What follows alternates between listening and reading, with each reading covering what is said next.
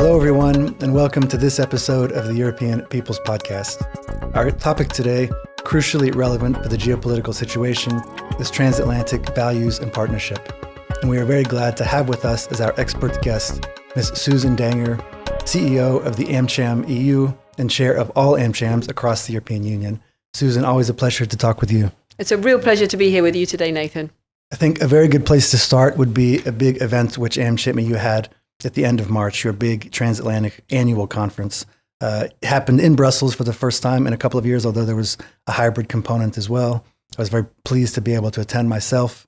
And I thought I would ask first simply about the title of this year's conference, Shared Values, Shared Impact, the Power of the Transatlantic Partnership. Why this particular title? Yeah, no, thanks, Nathan. Yeah, there was some discussion about that, but it wasn't too difficult in the end. Firstly, we were delighted to have this conference after, indeed, 2 years of a pandemic. And then now the backdrop of sadly, a raging war in Ukraine. So the theme was really, we looked at it and thought, well, never before has the EU and the US really been so united. And we share views, not only towards how we approach the war, but we share many views and many values. And this has been sort of the driving force behind the relationship for many years. I think we always feel very strongly, and perhaps need to emphasize that even more, that we share so much more. We have so much more in common that we have than what we have that divides us. So really wanted to emphasize that, this shared values piece. But then you move on to the shared impact. There's one thing to have a lot in common, but you need an objective. And our objective, indeed, we believe, between the EU and the US, and I speak here as US business invested here and committed to Europe, is those objectives of jobs for all, prosperity and peace on both sides of the Atlantic. So that will be the impact. So again, creating a sense of EUS leadership with that common view of the world and ensuring that we have positive results. I want to drill down into some of the impact that you spoke about, in particular with regards to some of the numbers that tell the story of the transatlantic economy. But maybe first, I could ask you more about to speak more about the values. So you mentioned jobs, prosperity, peace. How would AmCham EU define transatlantic values, and what would you see as the biggest challenges to those values? Now, of course, there's, as you mentioned, the war in Ukraine. We've just come out of a pandemic. Yes, indeed. No, I mean, this word values is something that actually business didn't speak about so much many years ago, even several years ago, and is one that ultimately, values are like a pair of glasses that you put on, and that's how you see the world. And we believe more and more now that we do need a moral compass to guide us in the right direction. We believe we're on the right one, and therefore the values that we're seeing through this pair of glasses are those of human dignity, rule of law, freedom of speech and peace, respect for others, and so forth. So very much those are the values that are driving the work that we do as AmCham EU in representing those businesses committed here to Europe. And I want to stress that because it's really important. Our businesses have been here for some more than 100 years. But indeed, there are challenges to that. And I think one of the greatest ones perhaps is complacency. This sense of, this is just how it is. We live in a peaceful society and it works. And perhaps even, some from my generation who, baby boomers born after the Second World War, we haven't known anything other than peace. And I have to say prosperity, so certainly in this part of Europe. Complacency is the biggest danger. And so I believe strongly, and I believe our businesses at AmCham EU do, that we need to tell a narrative about this. We need to demonstrate why these values are so important, and we need to demonstrate the benefits that we get, not just we, but all citizens get from having a society that is based on those values. Let me give you a couple of examples. I mean, some things that we have therefore been doing as AmCham EU are something called Invested in Europe. They're not just what we call CSR stories. Some of them are humanitarian, and actually we're putting up humanitarian stories now to show about those values being important, but also stories of how certain regions are benefiting from investment by business in those areas, how skills, reskilling, what companies are doing to invest in people in that regard, perhaps on the diversity and inclusion as well, how much businesses do there too. But certainly very much in the green aspect as well. And now you're talking about really getting at the local and regional level to connect with citizens, to tell the story of how they're benefiting from. I think that's the key, Nathan. If you don't tell the citizens, it's a bit of a lost cause. You've got to get down there. I mean, we can only do what we can do. But I think everyone needs to play a role, business included. Well, so that's a perfect segue to my next question, to get to some of the details of the impact, which we were talking about, referenced in the title of the conference. Every year at the conference, there's a report, a big, well-written, well-put-together, comprehensive report on the state of the transatlantic economy. And this year, I was really struck by how positive, actually, the authors of that report were, and I think they were even surprised themselves as they were compiling the numbers and crunching the numbers, and then they were presenting their report and talking about actually how strong the transatlantic economy is, even after such a difficult 2020 and such a difficult 2021. So how would you describe, some of what stood out to you, let's say, in this report this year? Yeah, no, I mean, it was incredible, really, Nathan, because after the period that we've been through, we mentioned COVID. We've had, turbulence on both sides of the Atlantic politically as well, which has put a bit of a dent in the US relationship, if we're honest. Sort of economic, real economic troubles on both sides, and now the war. So what really stood out, I think, for most of those people listening, was the positive outlook. And actually the message that came from both authors, Dan Hamilton and Joe Quinlan, about the resilience that has come out in the resilience of that relationship. I mean, actually, as AmCham EU, we talk about thriving together and very much see that the EU and the US do thrive together, and it is proving its resilience. I mean, just to throw out a couple of some figures that I think are really important to note. 16 million jobs are supported on both sides of the Atlantic by this relationship. I think importantly, not everyone knows that it's pretty equal on both sides. I'm sure there's some feelings in Europe that it's bound to be more jobs in the US are supported, but no, it's very equal. It's a pretty even relationship. Another figure I think is significant is with regard to how much investment Europe can attract from the US. And in this last decade only, Europe's attracted 62.6% of all US global investment. I mean, that's a huge amount. That's more, there's almost 2/3, right? Yeah, absolutely. I think there's sometimes a myth that it's going to China, it's going elsewhere. And in terms of commercial sales, 5.5 trillion euros in commercial sales per year. So these are big amounts. I mean, sometimes it's a bit hard to visualize them. So that's what stood out to me. But perhaps I can use one analogy. I always like it when the authors use try and make it a little bit more visual. Is always emphasizing how important the EU-US relationship is compared to, for example, perhaps Asia or China. And they compare it to a 12-lane autobahn he uses. So imagine the EU-US relationship as that autobahn with lanes on not only trade in goods, but data flowing back and forth. You've got innovation, you've got jobs and so forth. 12 lanes flowing seamlessly. If you take that analogy and use it for the China relationship, there it's just a two-way highway. Two-way highway, not flowing quite as easily, and one highway still got to be built, the investment lane. And the investment lane on the 12 lane is extremely important, perhaps just as, if not more important than the trade. So a lot has been made in the last few, just on that point, and this speaks to the issue you were mentioning about narrative and how important that is as well. In the last few years, let's say, a lot has been made of the increasing share, China's increasing share of trading goods with the European Union.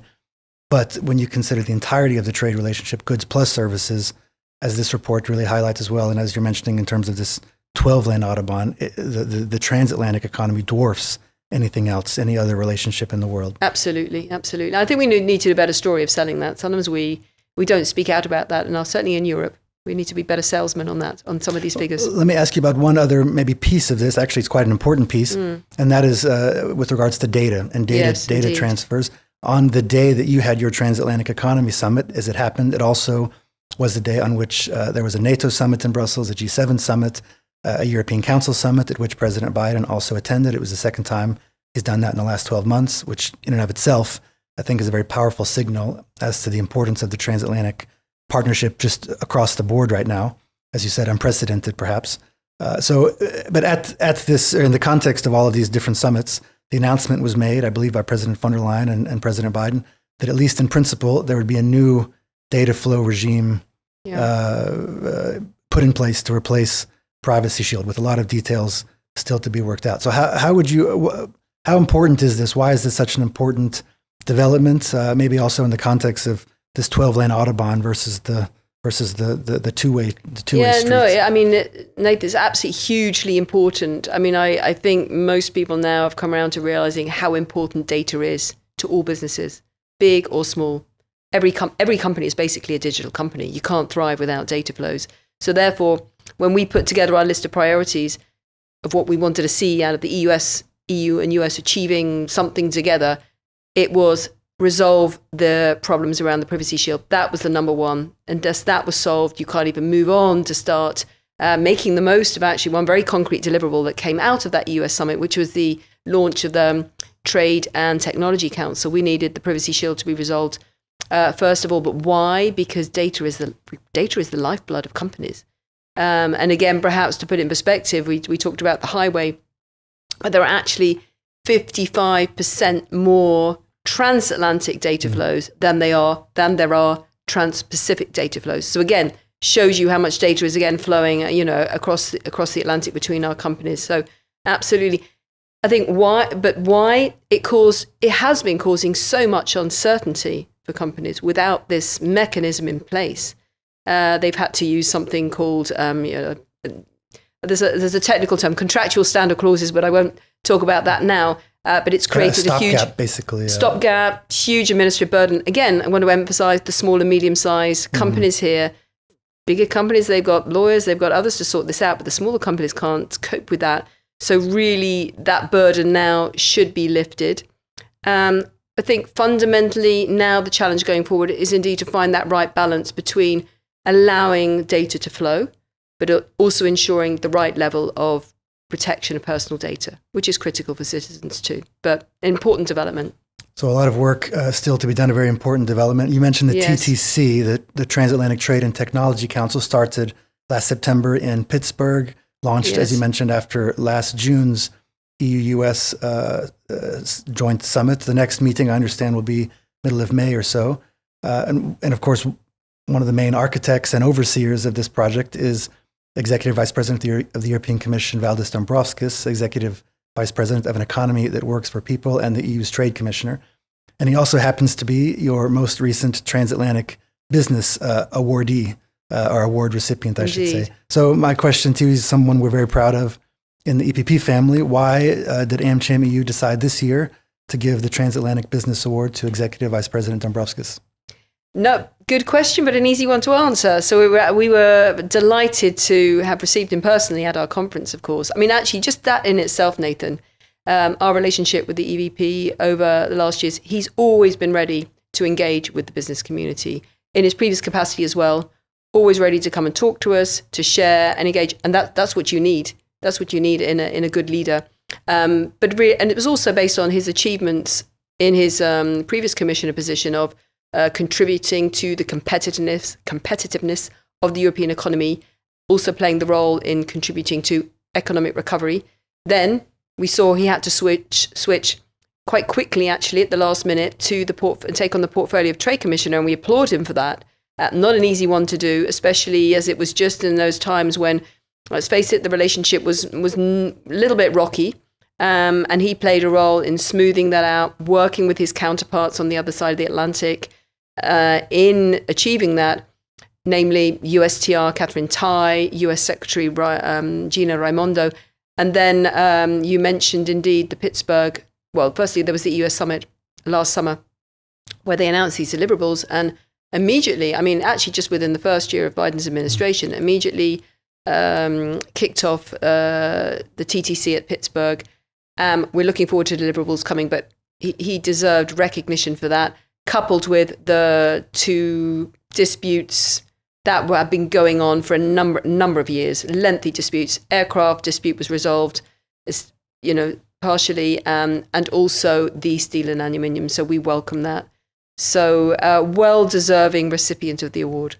Well, I think in addition to, as you mentioned, these very concrete irritants being resolved or partly and mostly resolved, yes, one thing that has been very clear, I think, over many months, but it was very crystal clear during your conference, in fact, during your last session, a session that you moderated between Executive Vice President Dombrovskis and USTR Catherine Tai, was just the actual, the very genuine, real camaraderie between them, born of many, many hours. I think they said at one point they were seeing each other every week in person at some conference or other around the world, spent talking and working together. So I think... they genuinely, Nathan, they genuinely get on. And actually they both said, look, if we're going to speak at your conference, we'd like to be there together.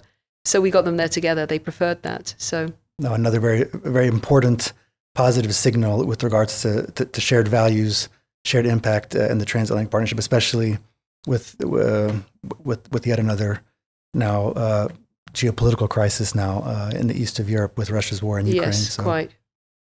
Well, let me ask you one more question, and that is with regards to your new mandate, your mandate as you're just having been reelected as chair of all AmChams across the European Union. Or maybe I'm even saying that wrong. Is it across the entirety of Eurasia? It is indeed. It is indeed. So what are your priorities now for this second 2-year mandate? Yeah, no. Well, yeah, and then maybe just to clarify, yes, I've done 2 years as chair. Slightly confusing because of the name, but it's the AmChams in Europe network, which is basically 46 independent American chambers across Europe and Eurasia in 44 countries. And well, the first 2 years has been chiefly taken up with bringing the chambers together actually to speak out with regard to economic recovery. Normally it's a best practice organization, actually, Nathan, but I'm proud to say that in the last 2 years, we've actually spoken out for solidarity, cooperation and unity with regard to economic recovery. And that's, beyond the EU 27. So for the next part of the mandate, well, these 2 years have begun again, unfortunately, with the Russian invasion of Ukraine and the war that we have going on there. So we've already, and I would say that's an objective of this mandate, is to stand with Ukraine. And we've spoken out again, condemning the war, condemning the invasion, speaking out in solidarity with people. And again, this is the entire network. It's a very varied network, and we will continue to do so. We've organized some events to share information, which has proved very useful because we have the Baltic countries, those bordering Russia at the top, not NATO and non-NATO, and then, of course, a conversation with countries further down, those bordering the west of Ukraine. So we will continue to do that, and we're going to the States in May. We'll be sure that will be top of the agenda. But other objectives for me would be, to give you one example, would be raising awareness for women's economic empowerment and trying to encourage that more, create visibility to bring partners together to push in those areas where there needs to perhaps be more effort made. So across all the EU member states would be great. That would be an objective. And the US Secretary Raimondo has joined with us in a partnership together with AmCham EU and the AmChams in Europe. It'll be launched in May in the US, in Washington, D.C. So watch your space. Hopefully there'll be more partner cooperation and a more awareness raising done on that topic. Well, I think maybe this is a good place to stop on these positive agenda items that you put forward. Maybe none, I think, more important at the moment than standing with Ukraine.